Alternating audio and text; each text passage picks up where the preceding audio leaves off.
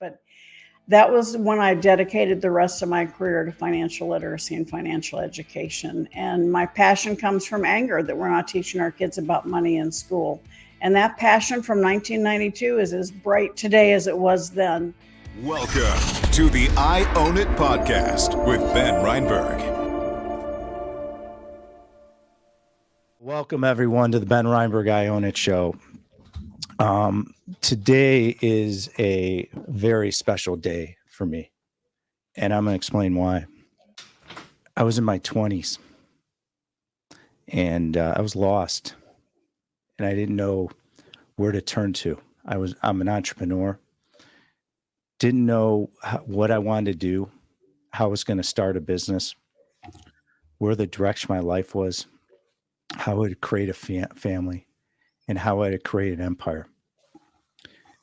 And I ended up watching it was an advertisement on television, and it was for her book that she co-authored.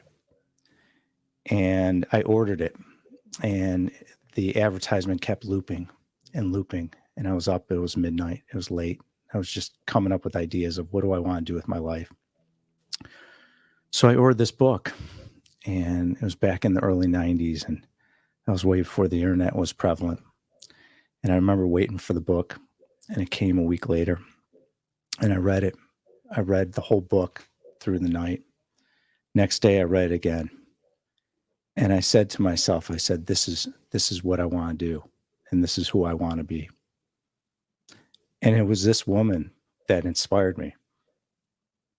And I'm so grateful that I get to finally meet her. I said one day I'm going to get to meet her. One day I'm going to have a chance to talk to her and connect with her and just to let her know how much I love her and how grateful I am for the journey that she offered me just through words on a page. And I can't thank her enough. Sharon Lechter, welcome to the show. And thank you. Thank you, Ben. You just touched my heart. I appreciate it very much. I'm very proud of you. I'm having a moment right now because I remember being lost. I remember being that kid. And now I'm 53 years old. And I built over millions of square feet of office industrial. I've done hundreds of syndications and transactions in my career in commercial real estate. And I owe your inspiration to you. And it was how you inspired me in your book, Rich Dad, Poor Dad, that changed my life. And I've always wanted an opportunity to let you know that. And I wouldn't be the man I am today without your inspiration. So thank you. Well, thank you. Enough about me. This is all about you. This is my special moment. Let's get right into it, okay? Absolutely. Thank you, Ben. I'm so proud of you. This is fantastic. Thank you. And you're such an incredible woman, and you look wonderful, and it's just amazing that you're here with me. So thank you. And so much of your life's work centers around teaching and preaching financial literacy and fiscal responsibility. Let's start off and kick things off by sharing how this became a passion for you. Well, I'll try and give you the Cliff Notes version. I grew up in a very lower middle class house, Ben, and I lived in a little tiny house between my mom's beauty shop, my dad's used car lot. We had rental properties that I had to help scrub out between tenants, the bathrooms. So I say I've been in real estate investing since I was 10. We owned orange groves. And I swore I would never be an entrepreneur because my friends' family or parents were CEOs or military officers. So I was going to become a sophisticated professional. So I was the first generation in my family to go to college, one of the very few women in accounting. And then when I started my career as a CPA in Atlanta in public accounting, I was one of the very, very first women hired by the firm. And so I got myself into this, sophisticated professional role, was very successful. About the age of 25, I was not in control of my life. I was working ungodly hours. And I don't like not being in control. I realized I was a control freak. And so I had this decision to make because I had a client call me and invite me to join him in buying a company out of bankruptcy, and I'd own a piece of the company. And so I sat down. I said, my parents looked a whole lot smarter by then, because I realized, being out in the real world, that I had been given a gift that the vast majority of people haven't. And that is understanding the power of assets.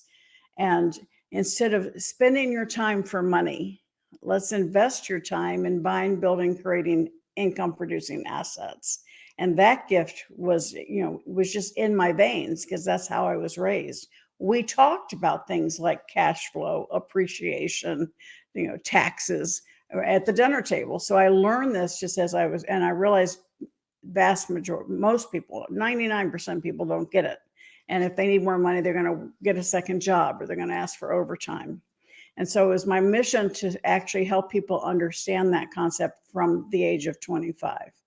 But met my husband, we got married, and it was when my oldest son went off to college in 1992.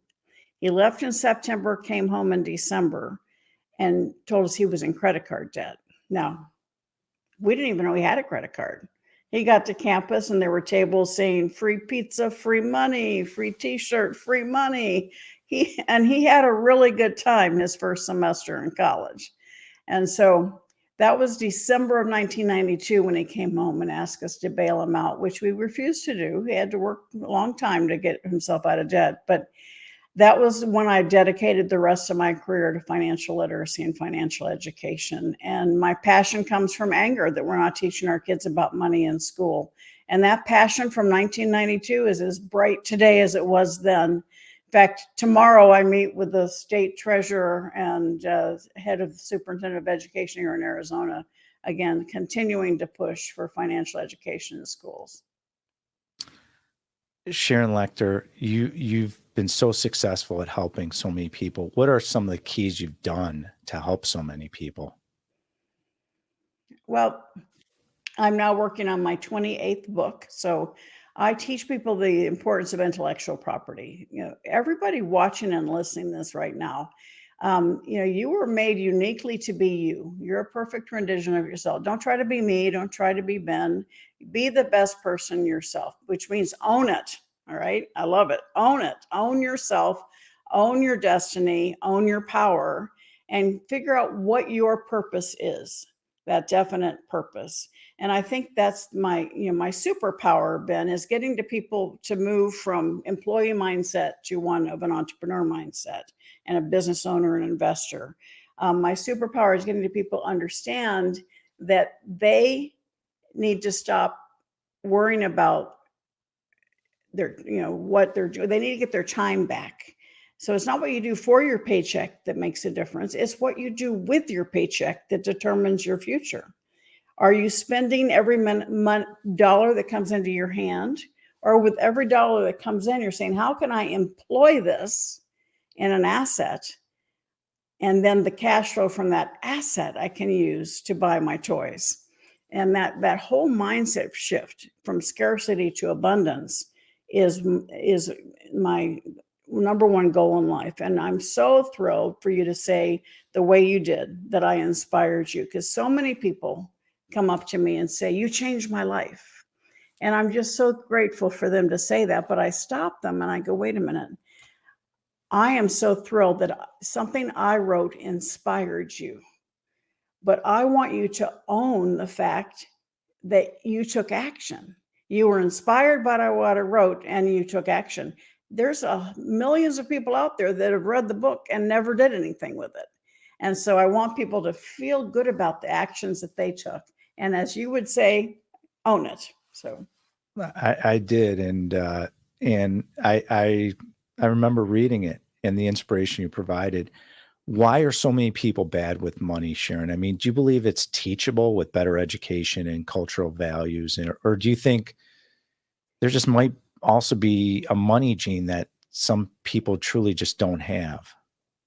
I think in general, we are keeping the scarcity mindset on steroids from generation to generations.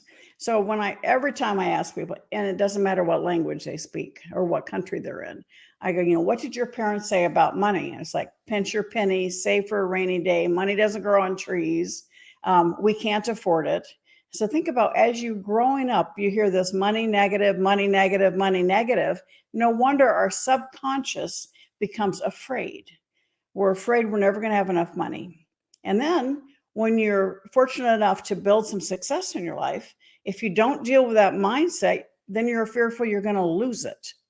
And so that you think about football stars, basketball stars, lottery winners, right? They don't change their mindset. And so, very few years after they retire, they're broke because they didn't understand the power of how they deal with their money, how to invest it, how to grow it, and how to protect it for future generations. And that's so important. And so you ask why. I think it's because we've heard the phrase, the rich get richer, the poor get poor. That's because we learn about money at home. And we must, if we are concerned adults, parents, aunts, uncles, grandparents, we must insist that our kids start learning it in school, because that's the real world. And they don't get exposed to it unless we as parents take the materials that we can find and share it with our kids and start talking to them about money and understanding the power of assets. It's such a wonderful point you brought up, Sharon, because you talk about abundance versus scarcity. What do you think? I've always wanted to ask you this, the biggest misunderstandings that Americans have about building wealth. Are they self-limiting beliefs or understanding financial fundamentals? What do you think it is? Well, I think for many, easy bad debt has gotten a lot of people into trouble, and they just can't dig themselves out, and they're afraid to ask for help. That's when you don't talk about money at home and you get up, you're afraid. It's like that imposter syndrome. You're afraid to ask for help. You don't want people to know you're in financial trouble. It's a very personal thing. And we have to kind of shed that shame and get rid of that stinking thinking and start educating ourselves one step at a time. And sometimes it's a simple step of determining where you are financially. And even if the picture is bleak, it's a step in the right direction, because at least you have a beginning point. A map doesn't do you any good if you don't have where you are and where you want to go. So know where you are and then start taking one step at a time. The first step is always the hardest in whatever you do. And particularly when it comes to money, and parents, they're afraid for their kids. They're afraid to talk to their kids about money because they want their kids to know that they need to learn about it just as much as the kids. And so this is this never-ending cycle of shame and fear about money that somebody has to stand up and own it and say, we're going to learn about money. We're going to learn about the power of assets, instead of exchanging time for money, which is the rat race, which is only 24 hours in the day, only 7 days a week. Instead of having that mentality of an employee, let's change our mentality into one that is one of abundance, where having other people money, other people resources, other people's time working alongside you as an investor or business owner is the way we look at it. And actually it's a lot more fun, because you're surrounding yourself with a team of people that you can support and move forward together. Yeah, that's very well said. Fear is something we all have to master. Have you ever taught about mindset? I one of the things when I was younger and I was reading your book and I was getting started was I didn't understand mindset. I created it for myself, but I really didn't understand what I was doing. I just did because I said, okay, Ben, you got to get your act together. You got to focus. You got to be persistent. You got to believe that you can raise equity. You got to believe you can go and get a loan. I had to sell myself. Do you ever teach these concepts, go a step further besides that book? Sure. I have multiple online programs. Every program I create, the Money Mastery program, the essential components of a successful business program, investing in real estate program, every program I have, the lessons have action steps related to what you do about your money and action steps related to your mindset, because you have to change your mindset along the way. And I don't know if you've read my book, Outwitting the Devil, but it's all about mindset and how fear has completely destroyed generations as it relates to money and drifting. The young people, they just kind of go with the flow. They're not at all proactive. They're totally reactive. They go, whatever. And it's so important for people to understand the steps to get away from that fear. And that the first one in the book, Outwitting the Devil, was definite purpose. What is your purpose on life? What do you care about? What's your passion? And then understanding to learn from adversity. So many people are crippled by it. But I say it's not, if something happens to you this bad, it's an occurrence. It's not a definition. And then mastering your environment. This is so vitally important. Those of you that are watching and listening this podcast right now, you're choosing to have this in your environment, which is fantastic. So I'm preaching to the choir. But so many people have bad associations, have friends that are pulling them back, not encouraging them, not challenging them. And then how are you spending your time? Are you investing it or spending it? Because time's our only precious resource. We can make money, lose it, and make it back, but we can't get our time back. And that's ever more important to me as I'm continuing in the later years of my life. So it's really important to figure out where is it that you're going wrong. And in my book, 3 Feet from Gold, I had the personal success equation. And it's P plus T, which is your passion and your talent. For me, my passion came from anger. We weren't teaching kids about money in school. My talent was more years than I want to admit as a CPA and many years in publishing. And so I could stop there and try and do it on my own. But all of my success throughout my life is a result of times a power of association. I'm delighted, Ben, to have you as a new association. But the power of association, who do you surround yourself with? Do you have people on your team who are strong where you are weak? Do you have a mentor? Do you have people that are opening doors for you? People that are challenging you? The environment is so important. And then times A, taking action. Just like I said, a lot of people read it and do nothing. When you take action and own your own life and your own destiny, become proactive, mountains will move to support you. And then plus F, faith, having faith in yourself, having faith in what you're doing, having faith that is needed and necessary, and having faith that you will succeed. And usually when I start with a new client, it's the power of association and the faith that need the most work. And they kind of go hand in hand. When you have a bad day, your mentor, the people around you are not going to let you stay there. And so it's so important to analyze that personal success equation for yourself and see what areas need to be energized. And it's it's so important. And I agree with you wholeheartedly. Who you surround yourself is so critical. I have employees and I see who they surround themselves with. And that's where they have issues. They don't even realize it's not their talent. It's the people that are infiltrating life that create toxicity that can bleed through departments. And most people don't realize that is who you hang around with and where your thoughts are going, who's planting ideas in your head is so critical. What I notice in people is, and I could see it instantly, I look at them and I could see they're hanging around with the wrong people, their physiology. And a lot of them don't, like you could have a beautiful person and all of a sudden a few days later, they're not as beautiful because they're hanging around with the wrong person, their physiology, their stress, their eyes, they're not sleeping well. The list goes on. And so it's such a great point, who you surround yourself and being aware of who am I including in my life? And because all we have, Sharon, is our time. So you have to decide, who do you want to spend your time with? Let's switch gears. Your organization, Pay Your Family First, which I really enjoy, focuses a large part on empowering children with financial fundamentals. I have 3 kids. I know I consistently teach them, and you inspire me to do that.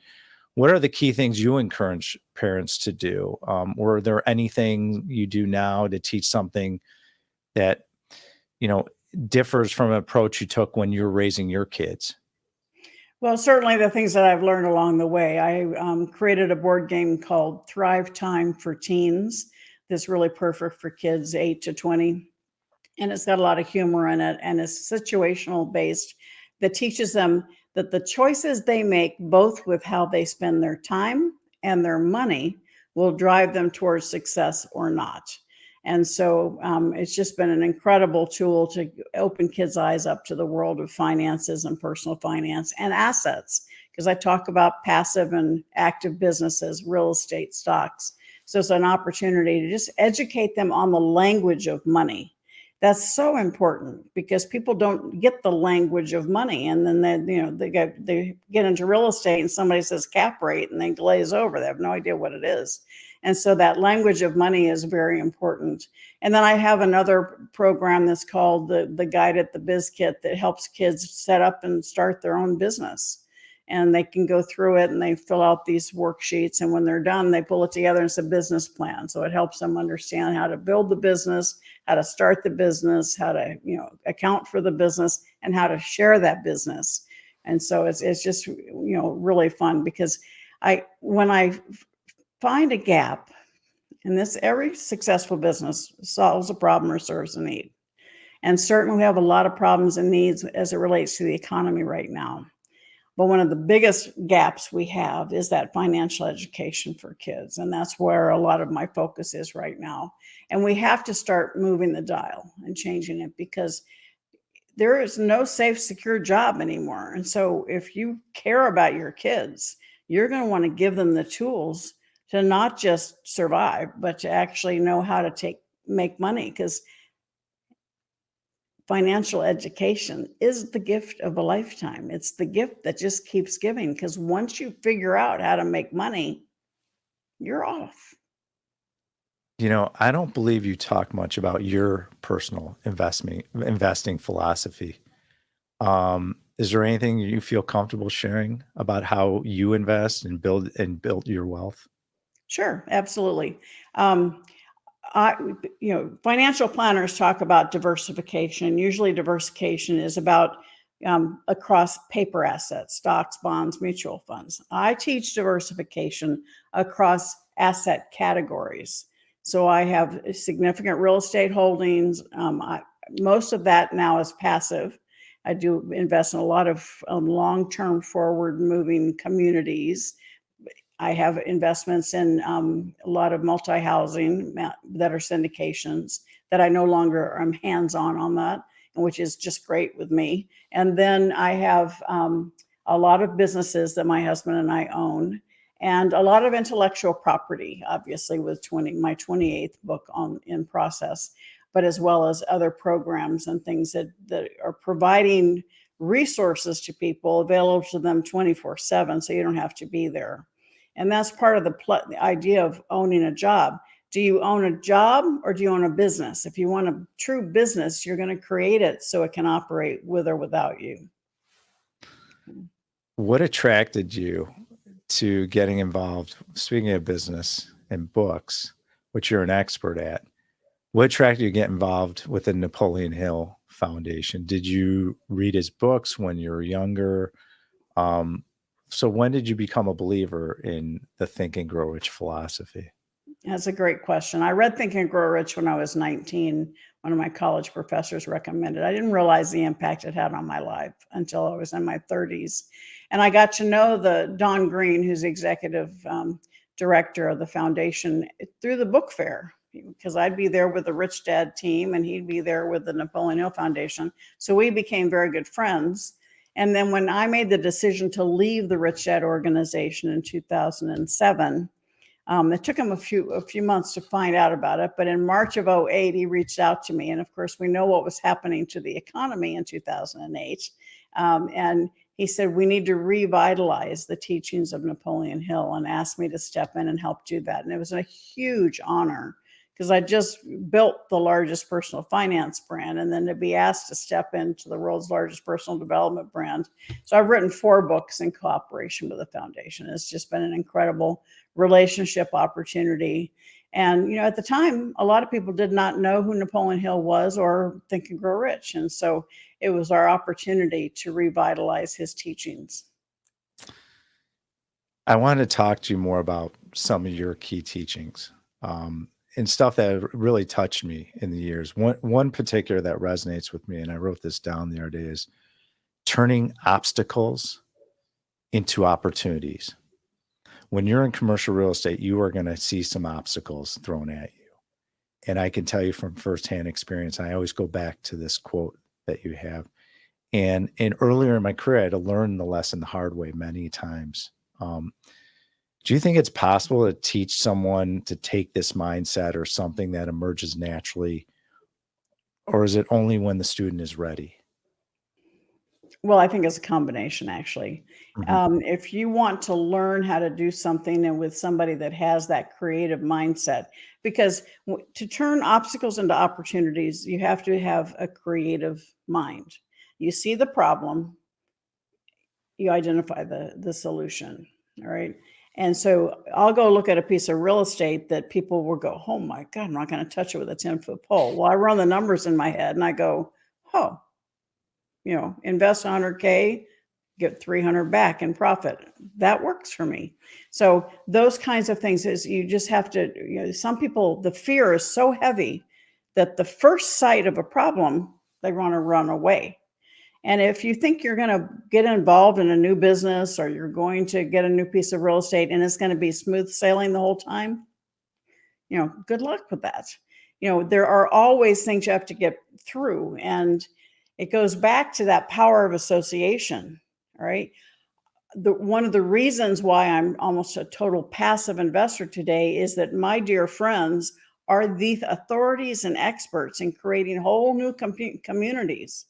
And I am quite comfortable giving them my money and knowing that they are a better guardian and custodial and a better creative mind in how to create new interstates, new communities, new roads, and be able to make it so that it is appealing to future markets. And so I'm investing in the people as much as I am in the project. And I think that's really also very important, is to identify those things early on as to where are your strengths and what do you want to invest in. Some people just like to invest in stocks. Well, if you were in growth stocks in 2022, you're not a very happy camper right now. And so understanding how to adjust your portfolios to provide the best return possible. If you don't know how to do it, then find an advisor that can help you create that plan. It's so well said. And having a mentor or a colleague that is already up on the learning curve, that has had success that you could learn from, is so important. I mentor a lot of people in our industry in commercial real estate. I've been doing it for years.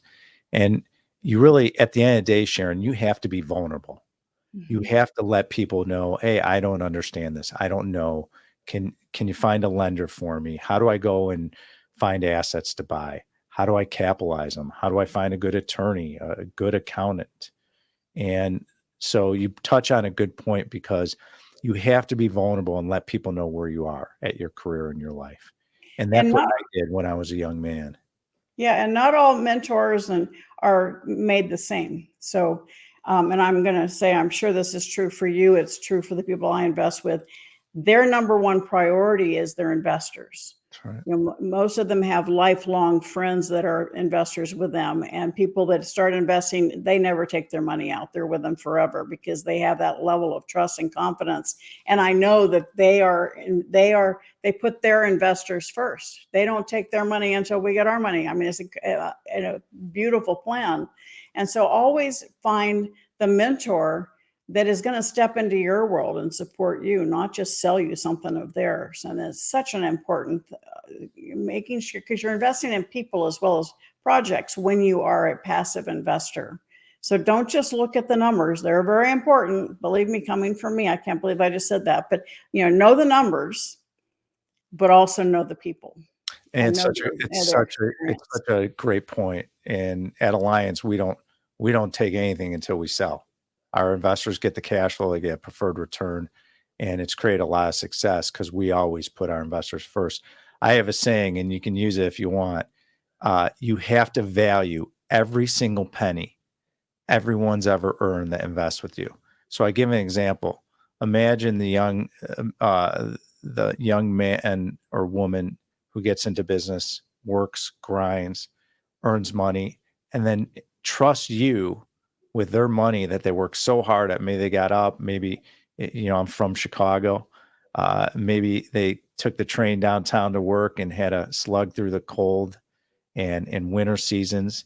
And the fact that they're willing to give you money is so important. So we have a saying in my firm is that you always have to value every single penny that everyone's ever given to you and that they've earned. And the moment that we lose that sight, we should not be in this business. It And is so true. it's so near and dear to me because you have to be grateful. And it goes back to gratitude, is that gratefulness to that people believe in you. And it's got to bleed through your organization as well. I love that, Ben, because I think, and a great example of that is if you think you've got an investment you're offering, that person that trudges through the snow is giving you $25,000, and that's probably all that they've saved up. So it is really their net worth. They're entrusting in you. Another investor may give you $1 million, and it's a drop in the bucket based on their current portfolio. And so you have an opportunity to support both of them in their ongoing revenue creation. What a huge difference you're going to make in that young person's life as they see their money grow with you, and they learn so many invaluable lessons with you. And so I totally appreciate you saying that, value every single dollar. So you've written a lot of books.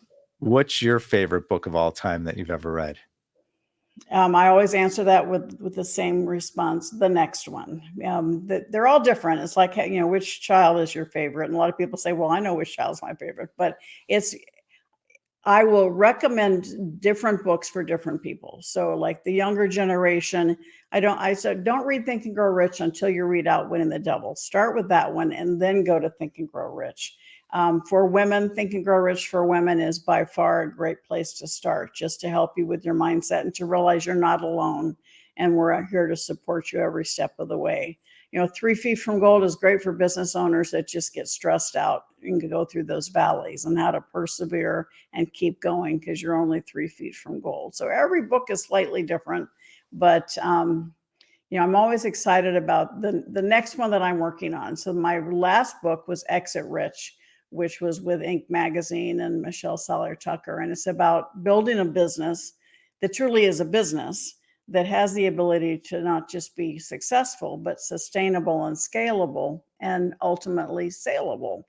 And the exit rich part, obviously, is when you sell the business, but you can also exit it and get your time back and still own it if you have the right people running it. So it's, every step along the way, I identify these gaps and say, how can I help create something that's going to help fill that gap? Outside of the Sharon Lechter world, what's your favorite book? I mean, obviously you're biased towards yourself, and I don't blame you. I'm biased towards you too. But what would you pick up and read if it wasn't a Sharon Lechter masterpiece? Well, I think one of the greatest impactful books that I read, and is very short, is called The Ultimate Gift, and it's by Jim Stovall, an incredible man. It's been made into a movie, and it's really the essence of understanding how to get out of entitlement mentality, out of greed, out of scarcity mindset, and into one of abundance and one of charity, philanthropy. And it's a parable, incredible. Jim is just wonderful. He's got several books, but The Ultimate Gift is something that I just adore, as well, of course, as Think and Grow Rich and Good to Great by Jim Collins. So lots of great books. I had to write that one down. I haven't read that one, but I'm gonna have to pick that one up. So you mentor a select group of highly successful entrepreneurs. What inspired you to get into professional mentorship? And what's your philosophy for how you can help these highly successful people achieve even more? Well, I appreciate that question. I have to step back a minute and say, 10 years ago, I lost my youngest son. And so it left a huge hole in my heart. That hole is still there, of course. And it took me a couple of years. I almost retired because I wasn't playing the same level big game that I had always during my career. And I thought about retiring, got a lot of pushback from family and friends. I actually heard him in my ear saying, "Get over it, Mom. There's more for you to do," which is why I'm so passionate about helping people understand that we all have things that stop us in our tracks. And what's important is that you're still here, and you're still here for a reason. And you can help others going through what you've just survived. And so I started and launched the Play Big movement as a private Facebook group to share the things that I was doing. Because once I got my mindset out of grief and into contribution, these opportunities had all been there. I just couldn't see them because I had blinders of grief on. So I want people to open your eyes and play a bigger game. And I would venture to say, everybody watching and right now, you're playing too small. You have a bigger game you can play. And so when I did this and I launched it and I started getting involved again, I started having people come to me, and if you're familiar with the cash flow quadrant, the left side is employee and self-employed. The right side is business owner, investor. So the left side is you working. You have to be present. I made it a definitive choice that I'm going to spend part of my time on one-to-one mentoring, because that kind of helps me a little bit with that hole in my heart. A lot of my clients call me Mama Lechter, right?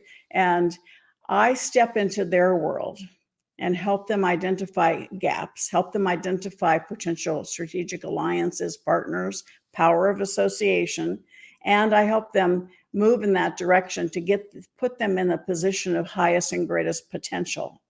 And it is so rewarding to me to see these young people, and some of them aren't so young, but they are, they're on a success trajectory.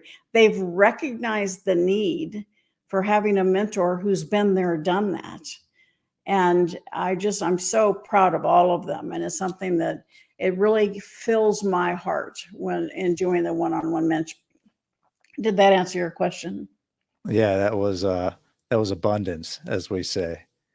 I was just listening. I was absorbing every word you were telling me, which I have for years. So thank you for sharing that. That was great. If you're getting started in business, okay, and how do people think big? You mentioned thinking big, and people throw it out there. And what do you do to think big? How do you get over those obstacles? Because everyone says, well, I have limited funds, so I can only do this. So how does someone think big and go big? Well, the first step I tell them, when you're starting your business, you're thinking about your customers, which you should, but you're looking at bringing in one person at a time, one person at a time, B2C. And I go, once you've got your business put together and your systems put together and you have your products, let's think about B2B. Who has an audience out there that you can impact, that you could do a strategic alliance or a joint venture? That's playing a bigger game. And that's how, when I did the talking book industry for children, when we launched that, we did alliances with Disney, Warner Brothers, Sesame Street. All right, that helped us explode because parents trusted them. They didn't know who we were. And then with Rich Dad, same thing. Doing joint ventures with 50 publishers around the world helped us explode. And so but you have to earn the right. So that's why I said you have to build your business, create the success formula, keep it going, protect your intellectual property, very important, because big guys can take it if you don't protect it. Protect your intellectual property, and then find somewhere where you can impact a greater number of people very quickly. Because in this world, speed to market is everything. And so instead of trying to build it all on your own, find out where your potential audiences are and align with people who are already in their space. Great advice. So, the name of the show, I Own It, being responsible for everything in your life. We're all works in progress, and we always will be. Can you share a recent example where you realized you had it wrong and you didn't own it fully? When I recognized, I would say that when I made the decision to leave Rich Dad was when I recognized that I was responsible. I was not at a point then where I was still consistent with my personal mission. because our after 10 years of a very successful partnership, Robert wanted to go one way, I wanted to go another. And so at making that decision was, not an easy one because we were at the height of our success, but I knew it was the right decision for me and my personal mission and who I was and what I stood for and how I wanted to deal with people in business. And so that was a tough decision, but it was the right decision. And I tell people sometimes you have to close a door to allow other doors of opportunity to open for you. Had I not made that decision and closed that door, I wouldn't have gotten the call from President Bush to be on the President's Advisory Council for Financial Literacy. If I had not closed that door, I wouldn't have gotten the call from the Napoleon Hill Foundation asking me to step into that world. And so part of it is, you made a comment earlier, a toxic employee creates a toxic environment. Well, you have to feel good about where you are, what you're doing, and who you're doing it with. And if you don't, then you need to figure out how to change it so you can. And own your own environment. I had to get away from that environment for my own mental health. So stand in your own power and create the future that you deserve, not that somebody else wants you to have. Yeah, Make and the decisions that are right for you. And it's right. It's what society tells us and polarizes us. And you need to destroy in order to create. And someone taught me that a long time ago. It was one of the best advice ever. So destroy, then you can create, which is what you touched on. I mean, I can't tell you how honored I am to meet you. I'm I feel like I'm floating right now, but well, I wish I could give you a hug. You know what? Next time I see you, I want a big hug because I want to tell you how thankful I am for you. What's the best way to follow you so our audience can engage with you? Because you have been such an inspiration to me and you've touched me in my life. My website is sharonlechter.com. Mm-hmm. You can email me info@sharonlechter.com. It comes to us. And Instagram, Facebook, LinkedIn, Twitter, Sharon Lechter, @Sharon Lechter. And, there's information on my website, sharonlechter.com, about my mentoring programs. That personal success equation I just shared with you, if you go to my website, there's a way for you to download a free ebook that takes you through the steps of creating your own personal success equation. And if you are looking at improving your environment, when COVID hit, in fact, today is my 1000th ATM. When COVID hit, I was so upset with all the negativity. And when I get upset about something, I create a new company. So I created a daily positive message, like an ATM deposit of abundance, tips, and mentorship. And today is my 1000th message. So it's kind of exciting for me. How do I get that message? Like, I want that message. Where do I go? Yeah, it's like $8 a month, $88 for the year. atm.sharonlechter.com. You can find out more information. Okay. And it really is just covering the cost of the application. atm.sharonlechter.com. And it really, it helps me as much as everybody else because it makes me focus on messages of positivity. And it's 2 to 3 minutes every morning of just getting you up and going. And at the end of every message, I say, you are fabulous. And I ask you, say it with me. I am fabulous. Say it with me, Ben. I am fabulous. And you are fabulous too. I say, yes, you are, because we all just need that energy lift every morning to know that, you start the day with a positive mindset and the day will be positive for you. Oh, that's fantastic. So well said. We're going to wrap up with our 3 questions. Okay. And I've been waiting for this moment with you, Sharon. Well, I don't know what they are, so I'm ready. It doesn't matter. You're gonna go with it. Just keep rolling. In our studio, we have a couch. And by the way, if you're ever in Laguna Beach, we'll give you a key. You don't even have to ask. Your doors are wide open for you. Okay. I'm ready. And I said, Sharon, get on the couch, lay down, close your eyes. You have been wildly successful in your career. You've impacted tremendous amount of people. including myself. And I say, go back to when you were 16 years old and you're this beautiful, intelligent woman today, and you can go back and talk to yourself and give some advice. What are you telling yourself when you were 16? Well, thank you, Ben. And I do get asked that question a lot. And yeah, my response really is I don't look back, I look forward. And I wouldn't be who I am today if I hadn't had all the bumps and bruises along the way, if I hadn't had all the successes along the way. And that 16-year-old girl was scared to death, but she was feisty. And, she fought through classes with all guys, which she thought was pretty cool at the time. Fought through being one of the first in public accounting and having the wrong thing said to her, but knew that she just had to work harder. And she's made some mistakes along the way, lots more than I want to admit. But I also along the way have the best husband in the world, 43-year marriage. I have incredible kids, incredible grandkids. So I don't, obviously if I could change losing a child, I would change that. But that 16-year-old girl was pretty darn focused on being the best she could be. And my dad would ask me every night, Sharon, have you added value to someone's life today? And he's been gone for 17 years, but I still ask myself that every night. Have I added value to someone's life today? Wow. That's so powerful. Just incredible. So it's our last day on earth. God forbid. It's just you and me. It's your choice, Sharon. For our last meal, what are we eating and what are we drinking?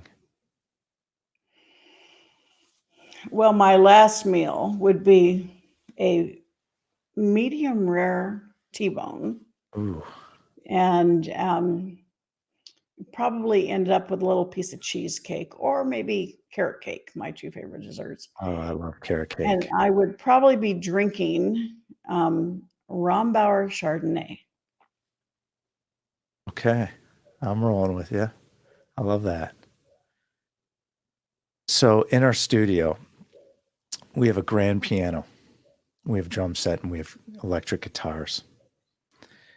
If you're sitting with me in our studio in Laguna Beach, and I say, Sharon, you could have any band or musician. They can be deceased or living. Your choice. Who's coming in studio to play us a song, and what are they playing us? Well, it would probably be one of two answers. One would be, because this is my husband's song, Frank Sinatra singing My Girl, or the Supremes singing any of their songs, actually, any Motown, to get the energy flowing. So yes, I'm showing my age with those answers, but that would be it. You're just an incredibly talented woman, and I'm so grateful for you coming on the I Own It show today. If you're interested in more episodes and seeing more legends like Sharon Lechter on my show, feel free to drop kick that right-hand button and click subscribe on YouTube. Feel free to click the like button as much as you want so we can let it go viral and let this incredible content spread through the world as much as possible. To follow me, go to benreinberg.com. You can follow me on all social media platforms. And feel free to log on to my company's website, alliancecgc.com. That's alliancecgc.com. We are the leaders in medical office investing. If you're interested in passively investing in medical office, feel free to reach out to us and invest in the brand new Alliance Medical Fund. We have one of the hottest funds on the market in the United States. And also feel free to keep tuning into this podcast. And we're happy to share great content from you and give you as much knowledge as about health, wealth, relationships, business, and especially commercial real estate. Sharon Lechter, thank you so much for everything. What a treat this is. This is going to be a special day for me. It is February 28th, 2023, and I'll never forget it. So thank you again, and see you soon. Thank you, Ben. Thank you for listening to the I Own It podcast with Ben Reinberg. To hear our past episodes and connect with Ben, visit benreinberg.com.